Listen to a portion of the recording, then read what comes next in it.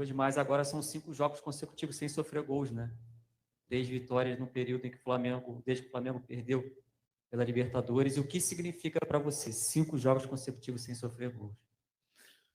Bom, primeiro nível do... Está muito alto. Alô, agora. Primeiro nível dos jogadores, que são muito bons. Depois a concentração, comprometimento defensivo deles, que é muito... O nível de comprometimento e de estudos deles mesmo, né, com os próprios erros e com os acertos é muito alto. Eles mesmos se cobram, eles mesmos vêm perguntar para mim o que poderia ter feito em tal jogada, como poderia ter solucionado. Então esses debates ajudam muito a fase defensiva, e eu penso que uma equipe que um ataque ganha jogos, mas a defesa ganha campeonatos. Sempre penso isso e dou um valor muito importante para a fase defensiva da equipe. Isso não quer dizer que é a última linha, quer dizer que são os 11, né, que jogam, que são importantes na fase defensiva, e todos têm que participar e tem a sua função também defensivamente. Está muito alto, não tem como baixar? Alô, tá bom, vamos embora. Alô, tá bom. Felipe, boa noite. Gabriel Reis, Placar TV e Paparazzo Rubro-Negro. Queria te perguntar sobre o desempenho do Ayrton Lucas. A gente percebeu ele fazendo uma grande partida, não só hoje, já vem melhorando, e eu percebi um detalhe. Ele muito bem na jogada defensiva aérea, né? E era uma pequena deficiência que a gente percebia, que algumas jogadas aconteciam, e a gente percebe algumas coisas que já dá para ver que tem ali um pouco bastante do seu trabalho, como, por exemplo, o Pulgar, o De La Cruz, que não podiam tomar cartão amarelo e não tomaram cartão amarelo. E uma partida também, gostaria que você falasse sobre essa partida que o Pulgar fez hoje, né? Acho que o time inteiro foi muito bem, mas a partida do Pulgar foi impressionante. Bom, a partida do Ayrton, mais uma vez, foi muito, muito completa, muito boa, muito sólida. Esse ponto que você citou sobre a fase da defesa da área é uma coisa que ele mesmo se cobrava, porque a torcida... na torcida, não, senão todo mundo meio que pegava no pé dele, mas muito, eu falei para ele, né, tem que ter as ideias claras dentro da área, quem que são as prioridades para ele defender, não dá para defender tudo, o lateral sempre fica sobrecarregado, e ele gosta de treinar, perguntar e melhorar. Então nesse ponto aí, mérito é dele. E segundo, existem jogadores que crescem com determinados tipos de estruturas diferentes, né? A gente olha para o Ayrton, ele teve uma fase incrível aqui com o Vitor Pereira, na qual com o corredor aberto, mas eu acredito que para recuperar a melhor versão dele, fosse juntar e diminuir as relações e fazer ele ter mais linhas de passe para poder simplificar um pouco o jogo dele, e ele veio se sentindo melhor. Mas assim, o jogo que ele fez contra o Vasco foi top, foi contra a LDU, foi muito, muito, muito bom, realmente. Contra a LDU, na fase defensiva, foi um jogo assim que fazia muito tempo que eu não vi ele fazer, e um jogador que recupera a confiança, recupera a hierarquia que ele tem dentro do grupo, dentro desse elenco, e não podemos esquecer que é um jogador de seleção. Mais uma lição para todos, nós, vocês e torcida, de que um jogador ele não desaprende, né, de jogar, né? Ele só precisa de tempo, carinho, e ele vai recuperar a melhor versão em tempos, né? Ele, o Wesley, todos eles demonstraram isso para nós. Então fica a lição aí. E o Eric mais uma vez, um jogo extraordinário. O Eric é fora de série, jogador fora de série. Felipe, boa noite. E Mauro Santana, do canal Mauro Santana, e até sobre essa questão que o jogador não desaprende, né? Tivemos mais uma vez a presença do Pedro, dessa vez como titular pela primeira vez, depois desse longo período de recuperação. Queria que você falasse a respeito desse processo que culminou com a primeira partida dele como titular, como é que você tomou essa decisão, né? E, lógico, o impacto dele, que já está brigando pela artilharia do Campeonato Brasileiro em tão pouco tempo que ele retorna, depois de um longo período de inatividade, quando se esperava até mais dificuldade dele para tentar encontrar ritmo, né? A calibrar a pontaria, mas parece que passou 7 meses, né? Esse intervalo que ele volta a jogar futebol. Realmente, me parece que ele tenha ficado fora, né? Isso com a bola, né? Com a questão fina com a bola, ele está incrível, e a gente via isso nos treinamentos, né? Os próprios médicos tinham que frear ele, porque ele estava vindo muito bem nessa recuperação, mas existem prazos e era importante ele cumprir esses prazos. E agora nós temos que continuar com essa sequência de minutos para ele.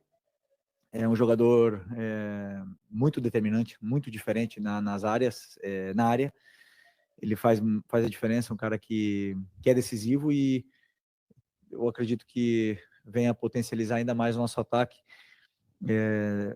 Tem o mesmo conteúdo que os outros jogadores em vídeo, porém no campo menos. Então, existem alguns movimentos ainda que nós temos que fazer, automatizar mais para ele e para que a equipe possa entender a forma de jogar que ele tem. E eu não tenho dúvida que ele vai elevar mais ainda o nível do nosso ataque, que está muito forte. Então, fico muito feliz pela partida dele e agora vamos recuperar mais essa parte física. Ele mesmo sabe que fisicamente não está a 100%, mas conseguiu ser titular hoje, conseguiu fazer um jogo muito bom, muito, muito bom e vamos esperar que ele siga nessa evolução aí, porque é um jogador de Copa do Mundo, né? Todo mundo sabe. Felipe, boa noite. Rodrigo Cerqueira, Grupo Globo. Ainda em cima dessa questão do ataque, hoje você começou com o Pedro Cebolinha, que ano passado era a dupla tida como titular, em um dos grandes momentos do Flamengo no ano, e os dois se machucaram, ficaram um período fora. O Pedro, uma lesão mais grave, o Cebolinha, menos tempo, mas enfim. Qual o ganho que você tem nessa questão de elenco e ofensivo, você poder contar com eles dois? Parece que mesmo, o primeiro jogo deles juntos esse ano como titulares, mas parece que eles já estavam jogando juntos, enfim, muito fino entre eles, né? Sim, a escolha pelo Cebolinha hoje foi pelo plano de jogo, pelo que eu imaginei que pudesse acontecer com a equipe do Corinthians na fase defensiva deles. Então, onde estariam as vantagens e que um jogo seria melhor para o Cebolinha antes que de outro companheiro, né? Então, ele tem essa relação socioafetiva com o Pedro, que é muito boa, mas também com a Arrascaeta, e eles se entendem muito bem, né? Então, muitas das vezes o Pedro gosta de fazer um jogo mais associativo e ele é o cara que dá profundidade. Também o Michel faz muito bem isso aí e é muito bom ter todos esses jogadores disponíveis, né? O Cebola vem de uma lesão muito grave, a lesão mais grave de todas no futebol, e também outro jogador que parece que não sentiu, né? Todo esse tempo parado.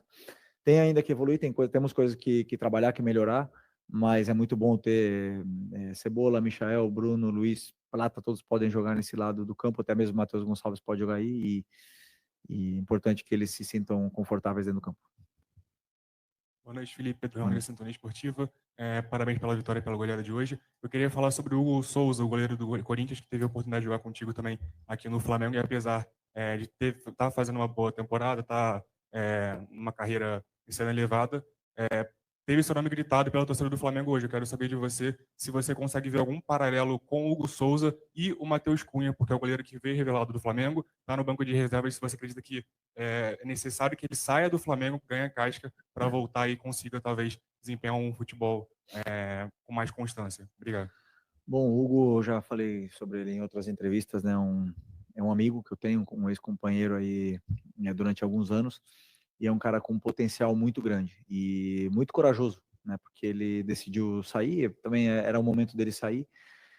Aqui as portas, a situação dele estava bem complicada, realmente. As portas estavam se fechando e ele teve muita coragem de ir para Portugal, num clube de menor expressão, para poder mostrar o futebol. E aí eu acho que ao sair desse contexto do Rio de Janeiro, para ele foi muito bom e hoje ele é o goleiro que ele é. A falha que ele teve não quer dizer nada, até mesmo pelo respeito que ele tem com a torcida do Corinthians, com grandes atuações, e hoje fez também grandes defesas. Então, um goleiro que é o mérito dele, né? Conquistou tudo, conquistou sozinho. E o Matheus foi titular do Flamengo, é um cara que é muito confiável, confio nele, vai jogar na quinta-feira e não tenho dúvida que se precisar, como vou precisar em alguns momentos do ano, eu sei que eu posso contar com ele de olhos fechados, né? Então, não sei sobre sair ou não sair. Hoje o Rossi está sendo titular, está desempenhando um grande trabalho também, para mim o principal do goleiro é debaixo da trave com as mãos, e ele está fazendo bem, e depois com os pés também nos dá muito a equipe, e os dois goleiros têm essa briga saudável entre eles, e hoje por hoje tô optando pelo Rossi, mas eu sei que se precisar eu posso contar com o Matheus, até mesmo quando eu cheguei aqui na Copa ele era o titular, e o time estava classificado até a semifinal. Felipe, boa noite. Natália Brasil aqui. Rádio Roquete Pinto. O Flamengo teve a goleada contra o Juventude 6-0, depois teve 2 empates sem gols e hoje voltou a ter um placar muito elástico 4-0. A gente já ouviu, né, tanto da torcida quanto da imprensa, comentários a respeito da dificuldade do Flamengo em alguns momentos em fazer gol, mas a gente viu recentemente 2 grandes goleadas. O que você acha que pode estar acontecendo? Algum posicionamento tático da sua escolha? O que você acha que pode estar tendo essas oscilações entre uma goleada e jogos onde o Flamengo não conseguiu marcar? Bom, primeiro, se você olhar a tabela da Europa, nem o Barcelona, nem o Paris fazem gol todos os jogos. E muitas vezes eles também perdem gols. E daí a gente olha, de repente eles fazem 4, fazem 5. Não vamos fazer gol todos os jogos, isso é uma coisa evidente. O problema é que aqui, no Flamengo, eu conheço bem esse clube, já estou aqui há 6 anos. Quando não se conseguem as coisas, ou quando, por exemplo, empatamos o jogo contra o Vasco e não fizemos gols, criamos várias chances, não fizemos o gol. Então, a torcida, ou então o pessoal aí, os analistas de YouTube, de Twitter, temos que achar um culpado. Então a gente começa a analisar, eles começam a analisar, ver quem é o culpado. Então, o culpado é que o Gerson está jogando no ataque. O culpado é o Bruno Henrique no ataque. Ou o Michael. Não, o Michael não pode jogar mais. E fazem a cruz nos jogadores e começam a decidir pelo torcedor. E o torcedor consome isso. E o que eu quero aqui pedir para o torcedor, não gosto de dar recados, é que não consumam o que eles falam. Eu também analiso minha equipe. Eu também sei o que a gente pode melhorar. E quando não se faz gol, os jogadores são os primeiros que pedem mais finalização. Os jogadores são os primeiros que sabem que tem que melhorar, sabem que tem que chegar na área e ser mais frios e criar automatismos e mecanismos para poder fazer gols. Mas esse time aqui já deu muitas alegrias e é o time mais goleador do Brasil em 2025. E um dos menos goleados. Então, eu sei o que eu estou fazendo. Eu acredito muito na minha ideia, no que é a minha ideia de jogo. Sei o caminho que traço para chegar até o gol do adversário, dou o plano para eles, e tem dias que eles vão fazer gols. Tem dias que vai chutar 2 e vão fazer 2 e vai ficar 2-0. E tem dias que vão chutar 20 e infelizmente a bola não vai entrar. Isso acontece porque o adversário também joga. Se o orçamento, né, fosse solução, a gente entrasse com 15 em campo, mas não é assim, entra com 11, muito bons, entramos com os melhores 11 da América no campo. Mas o adversário também joga, também tem suas armas, também sabe anular. Senão o único time seria campeão todos os anos e o futebol é tão complexo por causa disso. Então, o mesmo torcedor que me pede, ou mesmo jornalista que me pede para botar o Gerson de volante, é o que me pede para botar o Nico de meia. Então, deixa comigo. Quem vai errar sou eu, quem vai acertar às vezes sou eu, e deixa que esse é meu trabalho. Okay? Boa noite, Felipe. Léo José, do Coluna do Fla. Ainda na questão individual, a gente vê o Matheus Gonçalves entrando agora, né, nesse segundo tempo, e numa entrevista coletiva no começo do ano, você tinha dito que o Matheus Gonçalves ele é visto como um jogador de beirada, e por conta disso ele não vinha tendo tantas oportunidades. Só que no Mundial do ano passado, na final contra o Olympiacos, você colocou ele mais centralizado, né, como meia, encostando ali na grande área. O que mudou nessa percepção do futebol do Matheus Gonçalves no ano passado, jogando mais centralizado, e nesse ano você enxerga ele mais como um ponta? Não, eu acho que o Matheus, a melhor versão dele é aberto na ponta direita, porque é um jogador de drible, desequilíbrio, é um jogador que é criativo e consegue se resolver bem em espaços curtos e pressionado. Ou seja, a melhor versão para mim dele seria ali, que ele pode jogar em outras, não tenha nenhuma dúvida. Como você falou, na final do Mundial, eu botei ele por dentro, jogou com o Tite na ponta esquerda, jogou comigo já na meia esquerda, no lugar do Arrascaeta na pré-temporada, e ele pode desempenhar. Ele pode, como o Luiz Araújo também pode jogar aberto na esquerda, como pode aberto na direita, como pode jogar por dentro. Eles podem fazer. Agora, a melhor versão dele, para mim, seria aberto na ponta direita, né? Agora, hoje, senti que ele merecia esses minutos, porque ele vem treinando muito bem. É um cara que quer jogar, que está sempre se exigindo mais para jogar, e eu gosto de jogador assim que se incomoda quando fica fora e trabalha para poder ter minutos, e hoje foi premiado com minutos antes que outros companheiros. Felipe, Raíza Simplício, da Gol Brasil e da revista Placar. Eu queria que você falasse um pouquinho sobre a tua dupla de volantes, Eric Pulgar e Nico de la Cruz. Eles parecem ter uma sintonia absurda. Hoje, observando um pouco do jogo, eles jogaram muito. No gol do Pedro, no primeiro gol, o Nico sai correndo para fazer a pressão no Hugo Souza. Teve várias jogadas também do Pulgar com o Pedro fazendo a parede. Ele faz um lançamento para o Arrascaeta, que não estava impedido, mas o árbitro acabou dando impedimento.